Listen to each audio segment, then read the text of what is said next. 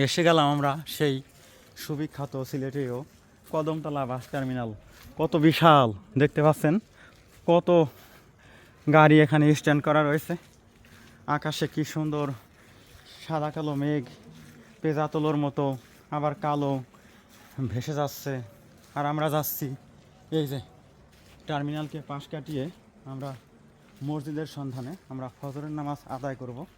একটু ভিতরেই অনেক বিশাল বাস টার্মিনাল, তো মসজিদটা আমাদেরকে খুঁজে খুঁজে বের।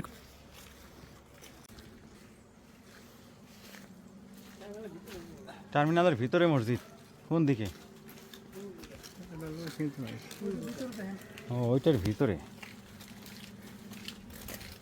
ওই তো ওই যে সামনে টার্মিনাল ভবন দেখতে পাচ্ছেন, ওইটার ভিতরেই মসজিদ রয়েছে, এটাই আমরা শুনতে পেয়েছি। কত গাড়ি ওদিকে স্ট্যান্ড করা।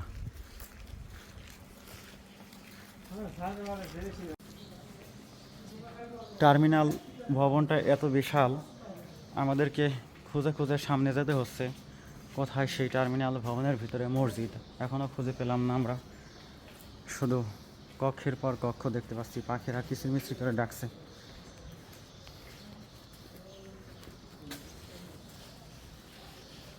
অনেক বিশাল, অনেক অনেক বিশাল।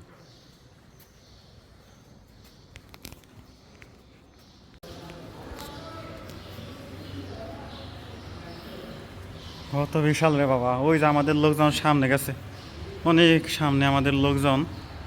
এর কোনো কুল কিনারাই খুঁজে পাচ্ছি না, খালি আসনের পর আসন দেখতে পাচ্ছি। এত বিশাল টার্মিনাল সিলেটে নির্মিত হয়েছে, এটাও দেখছি একটা পর্যটন স্পট হিসেবে আমরা ধরে নিতে পারি।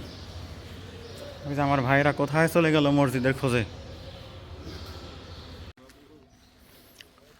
মসজিদটা খুঁজতে খুঁজতে পুরো টার্মিনাল ভবন দেখা হয়ে গেল। যেদিক থেকে আমরা ঘুরে গিয়েছি আবার সেদিকে আমাদেরকে আসতে হলো।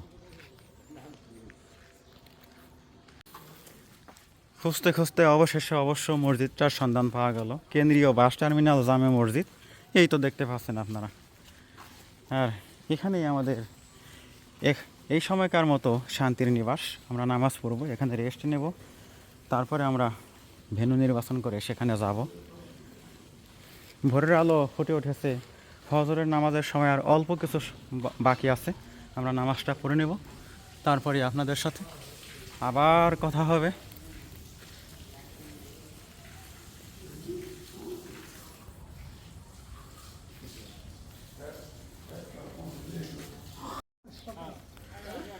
নামাজ দিয়ে আদায় করার পর আমরা কিছু আমল করেছি, তারপরে আমরা গুটি কতক বান্দা এই যে চলে যাচ্ছি সেই মসজিদটাকে পিছে ফেলে।